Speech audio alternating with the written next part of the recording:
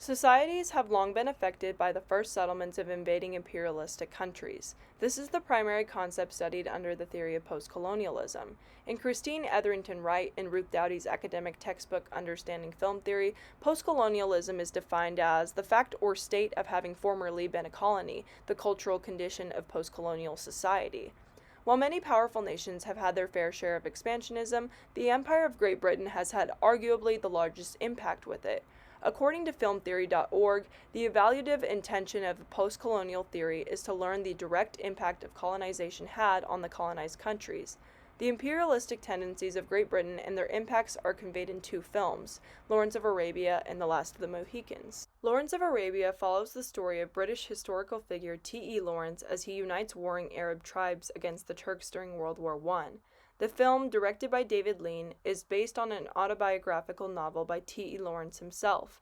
In the 1926 novel, Lawrence discusses the negative effects of colonization on the non-Western psyche, stating, "To imitate their mental foundation quitted me of my English self, and let me look at the West and its conventions with new eyes. They destroyed it all for me." This sentiment is not only related to post-colonial theory, but is also reflected in the 1962 film as Lawrence's character disobeys British orders in favor of uniting Arabia. The Last of the Mohicans is the story of a trio of Native American men assisting in the journey of a British colonel and his two daughters. It takes place during the French and Indian War in 1757. The film, similar to Lawrence of Arabia, is also based on an original 1826 novel by James Fenimore Cooper under the same name. The aim of both the novel and the film is to demonstrate how culture is destroyed through European imperialism. In the novel, Cooper states, "My day has been too long. I lived to see the last warrior of the wise race of the Mohicans." The Last of the Mohicans depicts a direct tie to the theory of postcolonialism, as the French and English fought for control of North America. While both films provide commentary on the dynamics between imperial rule and indigenous communities, they differ in geohistorical context, as one is an American film set during the French and Indian War, while the other is a British film set during World War I. However, both films fall under the postcolonial film lens guiding the video essay topic because they discuss and critique European colonization, with a primary focus on British expansionism. The three defining concepts of postcolonialism that Lawrence of Arabia and The Last of the Mohicans portray through film elements are loss of identity, struggle for power, and representation of culture. A loss of identity is portrayed through symbolism and costuming in Lawrence of Arabia and The Last of the Mohicans. A primary symbol used in Lawrence of Arabia is the shadow. Shadows are used throughout the film to represent Lawrence's loss of his own identity in this imperialistic setting, making a repetitive commentary about the actual impacts of imperialism on the psyche of those imperialized. To paraphrase Ed Howard from Slant Magazine, shadows are used throughout the film to externalize Lawrence's inner loneliness, isolation, and hysteria. This can be depicted in a scene after Lawrence is honored by Sharif Ali, a member of the Bedouins, for making a trek to save a fellow tribe member. Lawrence first seeks for his reflection in the blade of his knife, but then searches for answers concerning his identity in his shadow. This is because Lawrence feels conflicted about becoming loyal to the Arabs, which is an anti-colonial idea. While Lawrence of Arabia uses shadows as a symbol, The Last of the Mohicans employs symbolism using the character of Hawkeye. Hawkeye represents the concept of racial hybridity, as he is a white man adopted into the Mohican tribe by his father, Chingachgook. Although Hawkeye fights along his brother and father with loyalty, his hybridity represents the loss of identity and culture created by European expansionism with relation to Native American tribes. This is especially shown in the final scene of the film, where Chingachgook proclaims himself the last of the Mohicans to Hawkeye, after Uncas is killed in a battle with a French loyalist Huron named Magua.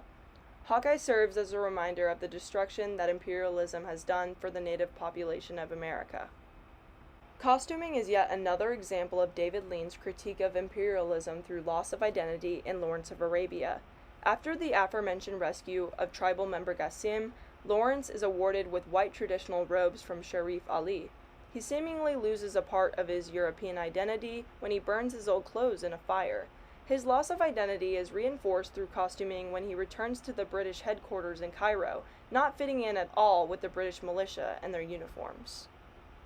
In contrast, costuming is used in The Last of the Mohicans to demonstrate the concept of hybridity through Hawkeye's attire. Again, he is an established member of the Mohicans, but he is able to blend in with the colonists as they work to fight against the French. In a scene where Hawkeye is defending the colonists, it is evident that his clothes are influenced by his white allies, while still holding on to some native identity through his long inbraided hair. This differs from the film of Comparison because Hawkeye still hangs on to both of his identities, while Lawrence rejects most of the imperialistic one. Still, both films critique the loss of identity experienced by countries under imperialistic rule through costuming and symbolism. The next trademark of post-colonial theory that is present in both films is a struggle for power. This is presented through editing and lighting. Lawrence of Arabia uses long takes during travel to show how excruciating the journey was in helping to unite the Arabs. While there are many long battle scenes, the slowest pacing occurs in Lawrence's treks across the Nafud and Sinai deserts alongside 50 Bedouins. The minimal cuts used in both the battle sequences and long treks help to represent the struggle of the Middle East during the Arab Revolt. This demonstrates the lengths that the native warring tribes had to go through during World War I to receive power. On the other hand, The Last of the Mohicans is full of fast-paced, bloody battles between the Mohicans and British and the French and Hurons. The battle scenes are edited with many cuts to demonstrate how brutal and barbaric each ambush was during this time in history. In an interview with Cinephilia Beyond, director Michael Mann explained the reason behind the intensity of the editing of the film, stating, "The whole thing happens in 2 weeks, 2 weeks totally packed with conflict." The editing style of the film reflects the actual struggle that occurred for the Native Americans as they fought relentlessly in the mid-18th century under imperialistic rule. Lighting is also used to depict the indigenous struggle for power in both films. High-key lighting is employed in Lawrence of Arabia to, again, show the extreme struggles that the Arabs experienced in their journey for power. Many harsh, bright shots of the sun are used to create a sense of exhaustion within the film, as opposed to the low-key and natural lighting used in The Last of the Mohicans. This is to show the sinister nature of the attacks within the film, as well as make them seem more realistic.